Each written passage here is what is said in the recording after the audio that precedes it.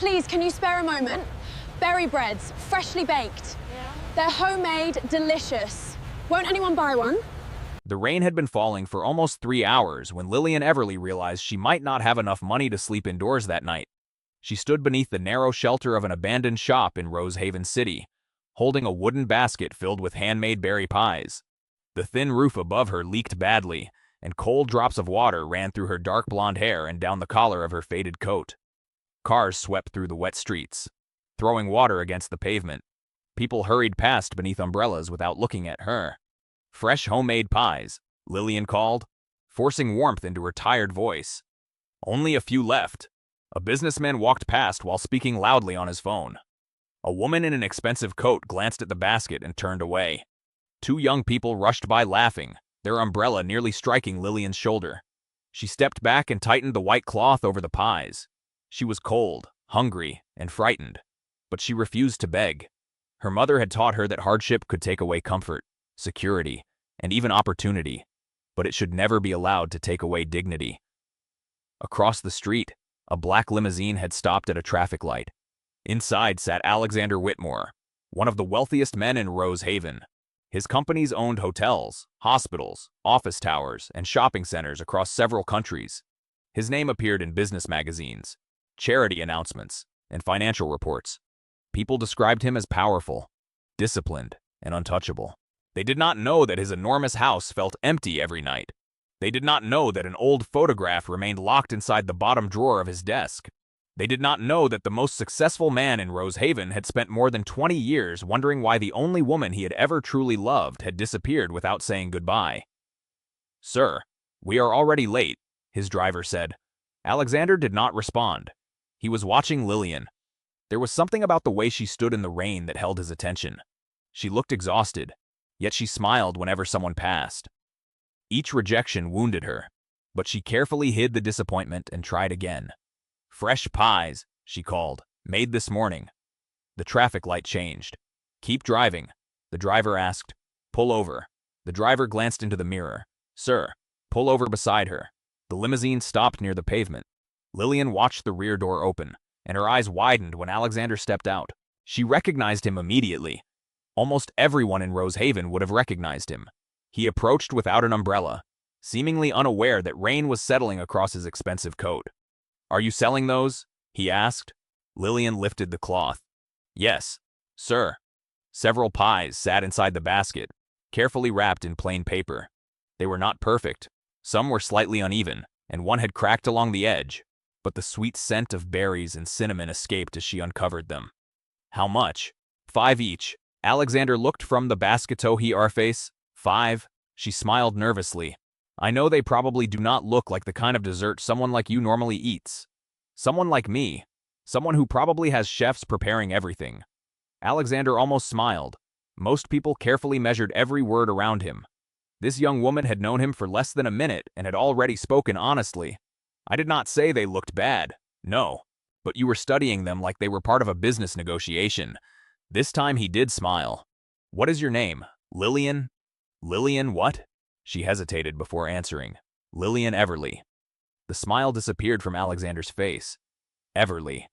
The name struck him with such force that he briefly forgot the rain, the traffic, and the people passing around them.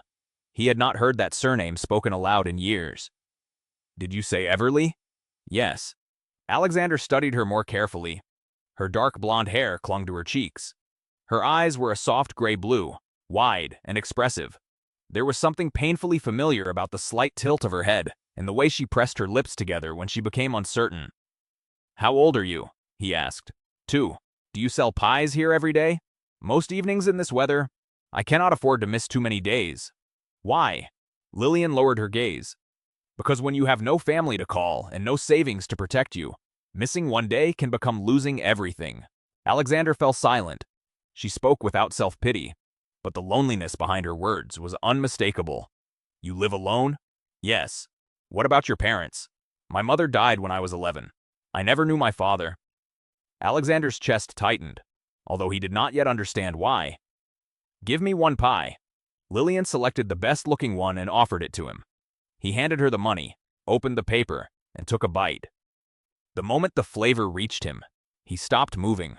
The buttery crust, the wild berry filling, the faint taste of orange peel, the cinnamon added only after the fruit had cooled. It was not simply similar to Evelyn's recipe. It was Evelyn's recipe. She had created it in the small kitchen of their cottage in Bellwether.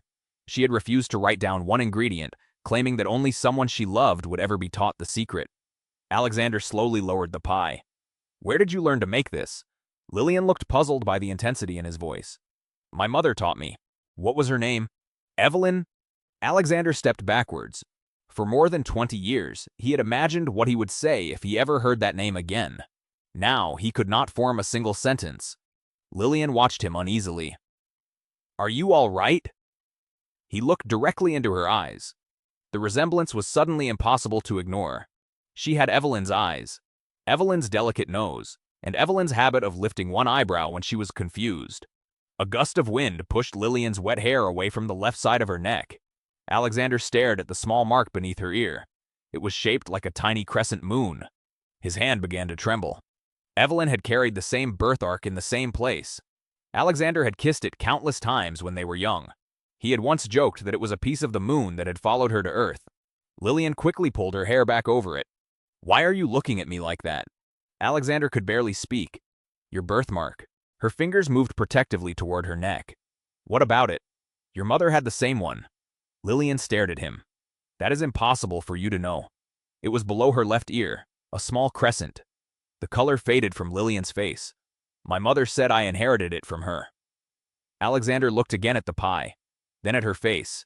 The surname, the recipe, her age, her perfect resemblance to Evelyn, the identical birthmark. This could no longer be coincidence. "Where is your mother now?" he asked, although she had already told him. "She died 11 years ago." The pain crossed his face before he could hide it. "No." Lillian frowned. "You knew her." It was not a question. Alexander slowly nodded. "Yes." "How?" He looked at the young woman who seemed to carry Evelyn's face. Courage and gentleness. "I loved her." Lillian's grip tightened around the basket. "You loved my mother. She was the woman I intended to marry." Lillian shook her head. "My mother was never married. We were engaged. Then she disappeared. She never mentioned an engagement. I was told she left me for someone else. My mother never spoke about my father either." Alexander's eyes filled with a terrible understanding. "How old did you say you were?" 22. He calculated the months, though he already knew the answer. Evelyn had vanished 22 years earlier.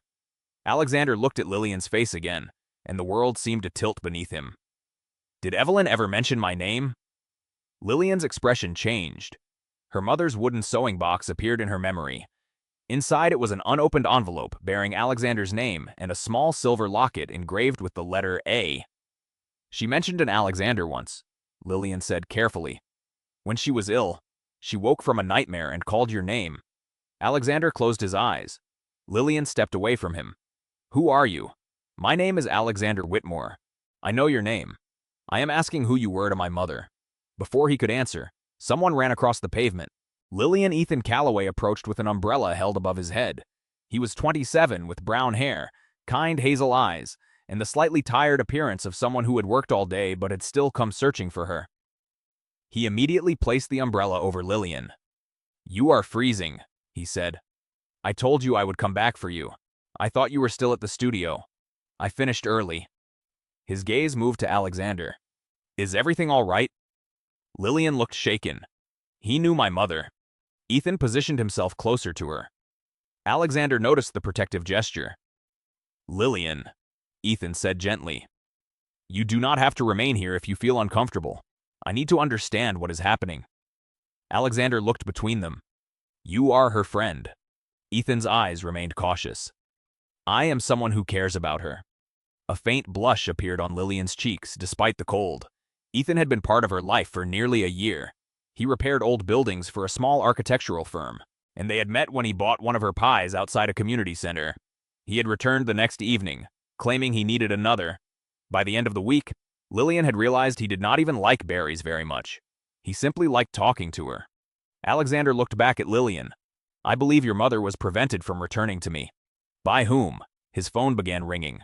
He removed it from his coat and stared at the name on the screen. Clara Whitmore, his older sister. Clara had been beside him when Evelyn disappeared. She had comforted him, presented him with Evelyn's supposed farewell letter, and convinced him to stop searching. Alexander answered. Clara. Her voice was tense. Where are you? Nar Ashbury Square. There was a brief silence. Are you standing with a young woman? Alexander looked at Lillian. How do you know that? A news crew is covering the storm. Your car appeared in the background. Alexander's tone changed. You saw her? Yes. And you recognized her. Clara did not answer. Lillian and Ethan watched Alexander's expression harden. How could you recognize a woman you have never met? He demanded. Come home.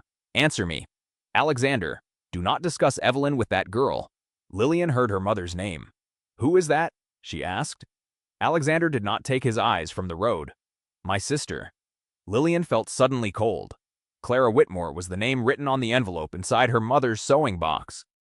Beneath it, Evelyn had written 3 words. Do not trust her. Your sister knew my mother, Lillian said. Alexander turned toward her. How do you know? She did not answer immediately. Clara heard her voice through the phone. Alexander, leave her there and come home. Why? That girl will destroy everything you have built. Alexander stared at the screen as though Clara were standing in front of him. She is a young woman selling pies in the rain. What could she possibly destroy unless you have something to hide? Come home alone? The call ended. Alexander lowered the phone. In the drawing room of the Whitmore estate, Clara sat down her own phone with a hand that was not quite steady. She stood at the tall window for a long moment, watching the storm bend the trees along the drive. 22 years had taught her how to keep her face composed, even when nothing inside her was calm. She had seen the girl for only a few seconds on the television screen, a blurred figure beside her brother's car, and it had been enough. The same tilt of the head, the same uncertain mouth. A stranger would have called it coincidence. Clara did not believe in coincidence. She crossed to the small writing desk in the corner of the room and lifted the receiver of the house telephone. It is Clara, she said when the call connected. I need something retrieved tonight before he does. A pause. A boarding house room. Mrs. Bramwell's on Delqua Street. There will be a wooden sewing box likely hidden beneath a floorboard or inside a wardrobe. Bring it to me.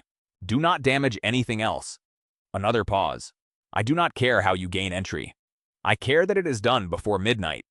She replaced the receiver and stood very still, one hand pressed flat against the desk.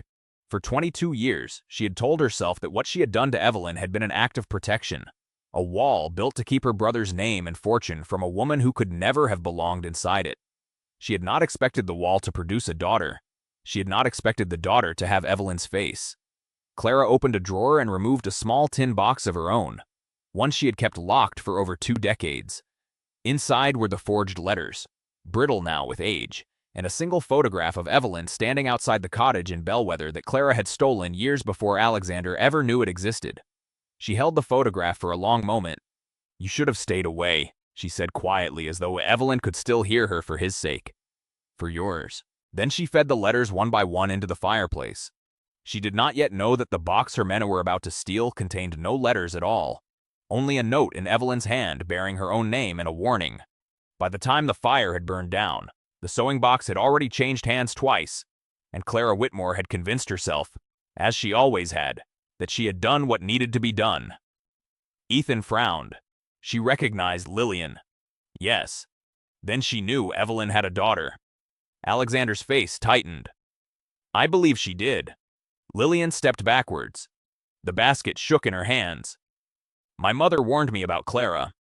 Alexander's eyes lifted sharply. What did she say? She left a note in her sewing box. What did it say? Do not trust Clara Whitmore. Alexander looked away, struggling to control the anger building inside him. For more than 20 years, Clara had told him Evelyn had betrayed him. She had persuaded him that searching would only humiliate him. Whenever he raised questions, she reminded him of the forged farewell letter and claimed Evelyn had chosen another life. Now Evelyn's daughter stood before him, carrying proof that the story had been false. I need to see that sewing box, he said.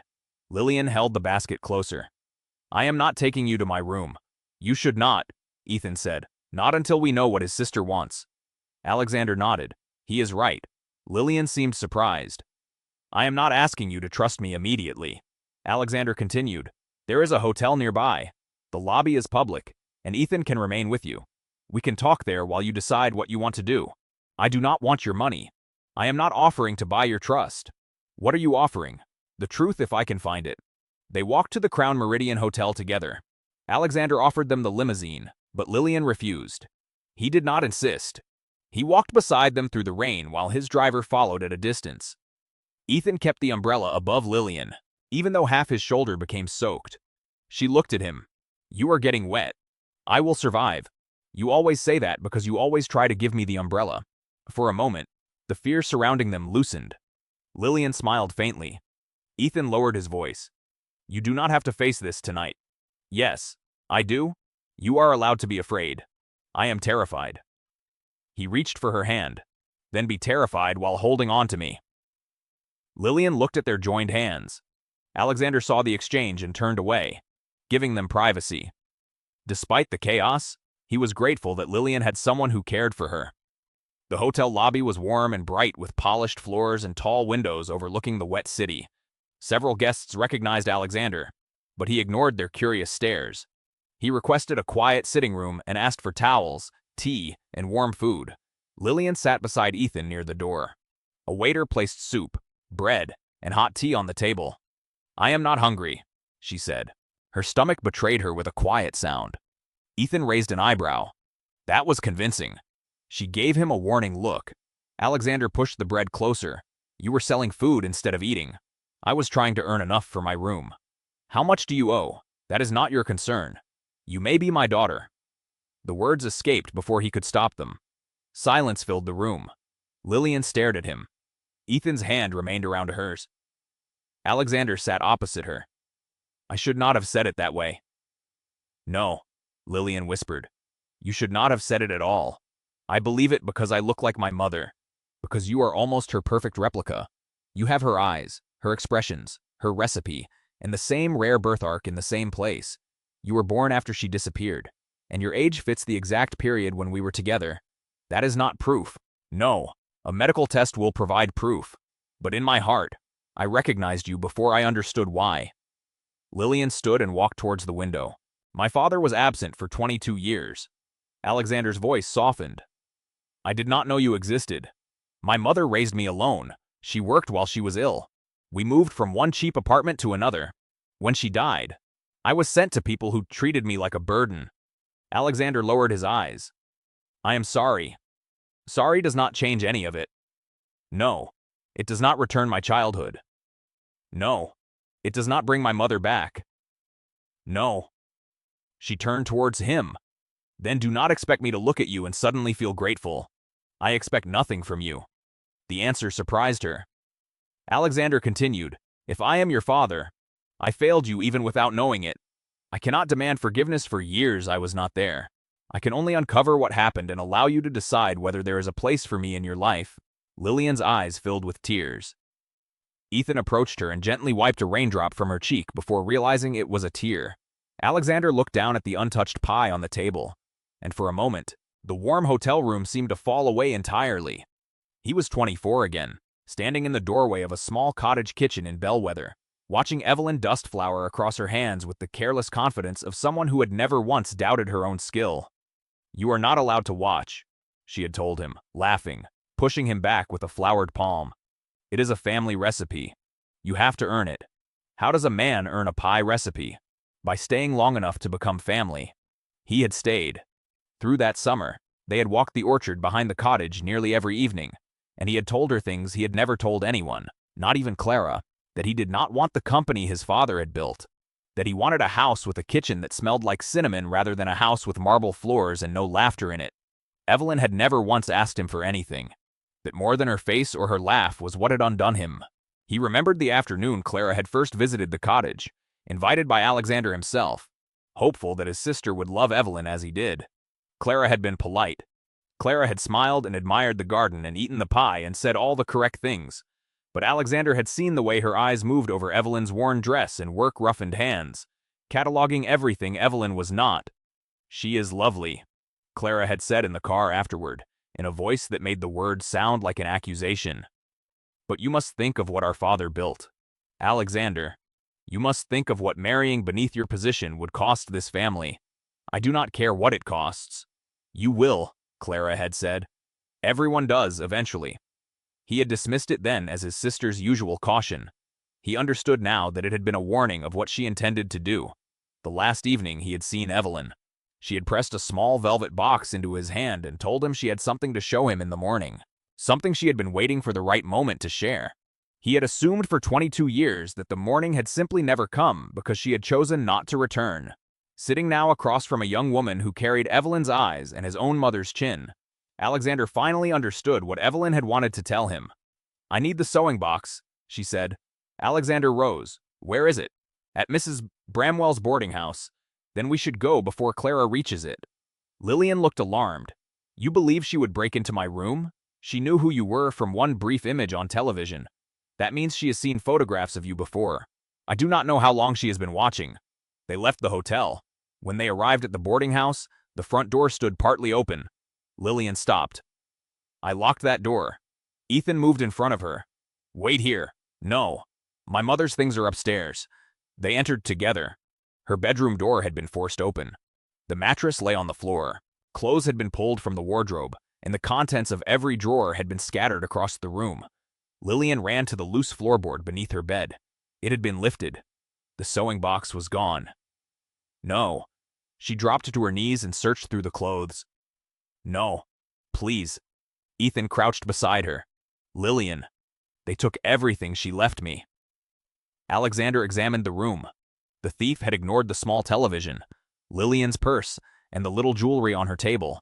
Only the hiding place beneath the floorboard had been disturbed. This was Clara, Lillian said. Alexander's expression became cold. I believe it was someone working for her. Lillian found a photograph near the overturned bed.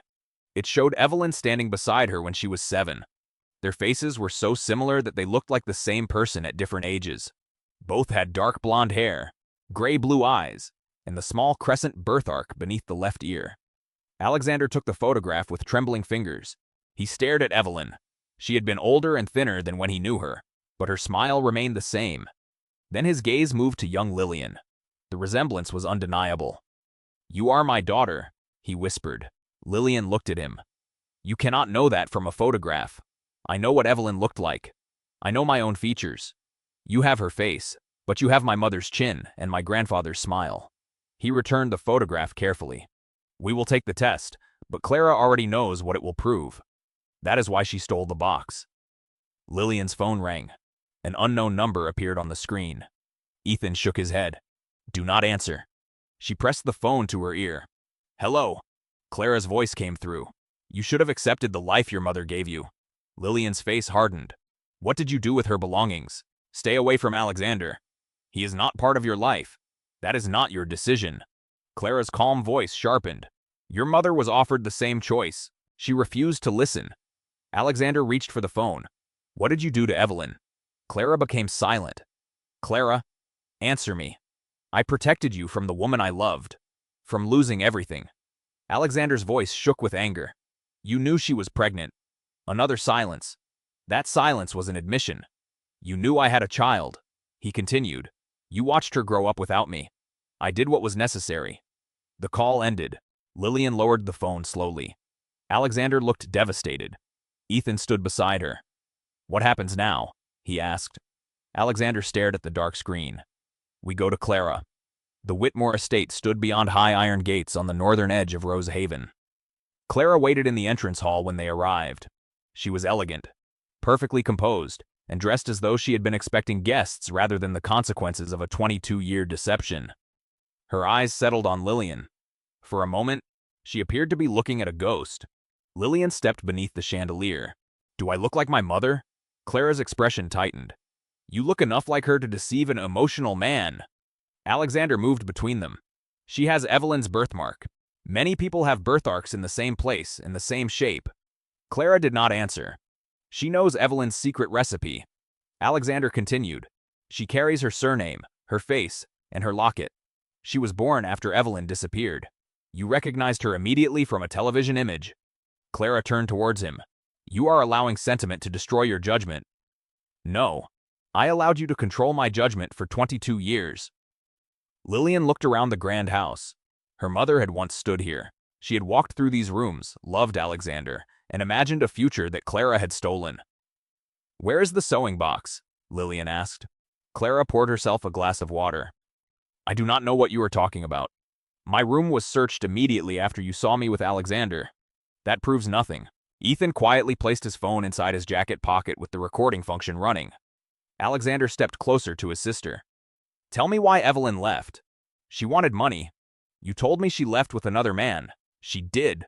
Then why did you know she was pregnant?" Clara's fingers tightened around the glass. Lillian noticed.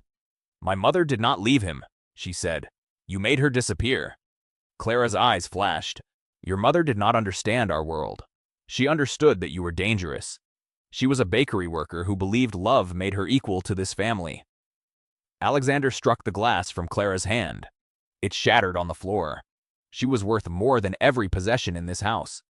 Clara stared at him. "You would have married her. You would have divided the company, changed the inheritance, and handed our family's future to a woman who knew nothing about power. So you separated us. I saved you. You ruined both our lives." Clara's composure finally broke. "I intercepted her letters because you would never have let her go. I sent her a forged message saying you wanted nothing to do with the child. Then I showed you a forged letter claiming she had chosen someone else." Lillian's eyes filled with tears. Alexander looked as though he could no longer breathe. "You knew about my daughter from the beginning." "Yes. Where did Evelyn go?" "I gave her money and told her to leave Rosehaven." "You threatened her," Lillian said. Clara turned towards her. "I explained what would happen if she returned." "What did you say?" "That Alexander's reputation would be destroyed, that you would be taken from her, that no court would choose a poor, unmarried bakery worker over the Whitmore family." Lillian's voice trembled. "She spent her whole life afraid because of you. She remained alive because she listened." Alexander's eyes narrowed. "You continued watching her. I needed to be certain she stayed away. You knew she became ill." Clara looked away. "You knew," Lillian whispered. Clara's silence answered her. "My mother was dying, and you still did not tell him." "She had made her choice." "No," Alexander said. "You made it for her." Lillian stepped closer to Clara. "Where's the sewing box?" Clara smiled coldly. "You believe a collection of old letters will change your life? They belong to my mother. They are gone." Lillian's face fell. Alexander's voice became dangerously calm. "What did you do?" "I burned them." The pain that crossed Lillian's face changed something inside Ethan. He moved beside her and took her hand before anger could overcome him. Clara noticed his phone. "What are you doing?" Ethan removed it from his pocket. "Recording everything." Clara's face lost color. "You cannot use that. You confessed to forgery, intimidation, illegal surveillance, and ordering someone to enter Lillian's room." "I never said I ordered the break-in." "No," Ethan replied. "But you admitted knowing what was taken and claimed you burned it." Clara stared at him. Alexander looked at his sister with finality. "You will return every item that remains, and you will give a full statement to the police. You would send your own sister to prison. You abandoned my daughter to poverty. You allowed the woman I loved to die believing I had rejected her. You stopped being my sister long before tonight." Clara's confidence collapsed. "You cannot prove Lillian is yours." Alexander looked at the young woman standing beside Ethan. "I do not need your permission to discover the truth." Clara's eyes moved towards Lillian's birthmark. For a moment, resentment replaced denial. "You have her face," she whispered. Lillian held her gaze. "And her courage." Clara laughed bitterly. "That was what made Evelyn dangerous." "No," Lillian replied. "The truth made you afraid." Police sirens sounded beyond the gates. Clara looked towards the front windows. Alexander had instructed his driver to call them before entering the house. Clara stepped backwards. "You planned this." "I gave you one opportunity to tell the truth," Alexander said. "You used it to confess." Two officers entered moments later. Clara began protesting, but Ethan handed over the recording while Lillian explained the break-in and threatening phone call. As the officers led Clara from the house for questioning, she turned towards Alexander. "You will regret choosing that girl over your family." Alexander looked at Lillian. "She is my family." The door closed behind Clara. Silence settled over the entrance hall. Lillian's strength finally gave way. She covered her mouth and began to cry. Ethan wrapped his arms around her. "I have you," he whispered. "You are not alone." She pressed her face against his chest. Alexander stood a few feet away, wanting to comfort her, but uncertain whether he had earned the right. Lillian looked at him through her tears. Did you really keep my mother's photograph all these years? Yes. Can I see it? Alexander led them into his study. He unlocked the bottom drawer of his desk and removed a faded photograph. Evelyn stood outside the cottage in Bellwether holding a pie in both hands. Flour covered her cheek and she was laughing at the camera. Lillian touched the image. She looked happy. She was. Were you happy with her? Happier than I have ever been. Lillian noticed a second object inside the drawer. A tiny velvet box. Alexander opened it. Inside was a sapphire engagement ring. I was told she returned it, he said. Now I realize Clara took it from her. Lillian reached beneath her coat and removed the silver locket she always wore. The letter A was engraved on the front. When she opened it, a small teardrop-shaped sapphire rested inside. Alexander placed the ring beside it. The two pieces fitted together perfectly. Lillian began crying again. My mother kept this until she died. She never stopped loving me. And you never stopped loving her. No. Lillian looked at the man who might be her father. For the first time, she did not see a billionaire. She saw someone who had lost the same woman she had lost. Tomorrow, Alexander said, we can arrange the medical test. Nothing else has to happen until you are ready. What will happen if it confirms you are my father? That will be your decision. You will not expect me to move here. No. You will not announce me to the newspapers. Not without your permission. You will not try to control my life. I have seen what control did to your mother. I will never do that to you. Lillian studied him for several seconds.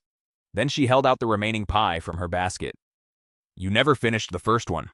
Alexander accepted it with trembling hands. Ethan smiled. That may be the closest thing to forgiveness you received tonight. Lillian glanced at him. Do not exaggerate. I would never. You bought 5 pies for me even though you dislike berries. Alexander looked at Ethan. You dislike them? Ethan cleared his throat. That information was meant to remain private. Despite everything, Lillian laughed. It was soft and brief, but it changed the atmosphere in the room. Alexander heard Evelyn in that laugh. He turned away for a moment, overcome by emotion. The following morning, the three of them went to a private clinic for a DNA test. The result would take several days. Lillian refused Alexander's offer of a luxury hotel suite, choosing instead to remain in Ethan's modest apartment above his architectural studio. That evening, Ethan gave her the bedroom and prepared to sleep on the sofa. She stood in the doorway wearing one of his oversized shirts. You do not have to sleep out here. Ethan looked up. The bed is yours. It is large enough for 2 people. He smiled carefully. That sounds dangerous. Why? Because I have been trying not to kiss you for almost a year. Lillian's heart quickened. Why have you been trying not to? Because every time I thought the moment was right, something terrible happened. You lost your job. Your landlord increased the rent. The community bakery closed. Then tonight, you discovered that one of the richest men in the country might be your father. She moved closer. So you are waiting for my life to become normal. I may be waiting forever. Lillian smiled through the sadness in her eyes. Then stop waiting. Ethan touched her face gently. Are you sure? For the first time tonight? Yes. He kissed her slowly. There was no urgency, no pressure, and no attempt to take more than she offered. His arms surrounded her as though she were precious, not fragile. When they parted, he rested his forehead against hers. Whatever that test says, you are still Lillian Everly. And who is she?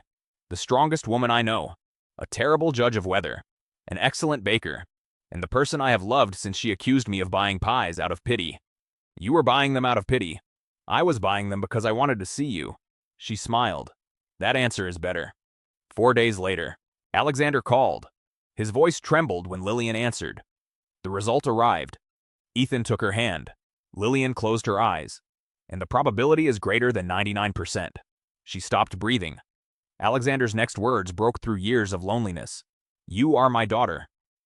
3 weeks later, Alexander drove Lillian to a quiet cemetery on the edge of Rosehaven, one she had visited alone every year since she was 11.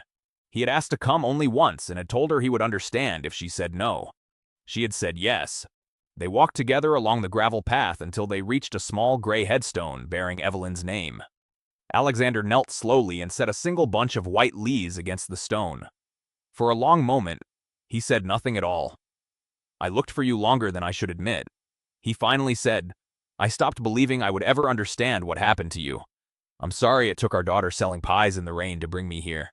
Lillian knelt beside him. She would have liked that you came. Would she have forgiven me for not searching harder? She kept your ring for 22 years. I think she never stopped waiting for you to find her, even after she stopped believing it would happen. Alexander's composure broke for the first time since Lillian had known him. He pressed his hand flat against the cold stone, the way he had once pressed it against Evelyn's, and allowed himself finally to grieve her properly. Lillian let him have the silence he needed. When he finally rose, he looked at her with something steadier in his face than she had seen there before. Thank you for letting me come. Thank you for finally telling the truth, even when it cost you your sister. She was never truly my sister, not in the way that matters. They stood together a while longer before walking back to the car. That evening, Alexander hosted a small dinner at his house. Nothing like the grand events his name usually demanded. Only Lillian, Ethan, and a table set simply with plain white plates. No chefs performing for an audience, he told her when she raised an eyebrow at the modest spread. Only food this time. Lillian brought a berry pie of her own, still warm from Ethan's oven. Alexander cut it carefully and took a bite before either of them could stop him. It is not quite hers, he said, but it is close enough to break my heart a little. Give it time, Lillian said. I am still learning. Take all the time you need. Ethan raised his glass. To Evelyn, he said quietly, and to the two people she never stopped watching over. Alexander lifted his glass beside them. Lillian looked between the two men who had in their own ways finally given her a family. For the first time since her mother had died, the fear that had followed her through every cold evening and every rejected pie was gone. She was not alone anymore. She never would be again. And that's the story. If you enjoyed it, let us know. Hit subscribe, drop a like, and share it with someone who needs to hear it. Now tell us in the comments which part hit you the hardest.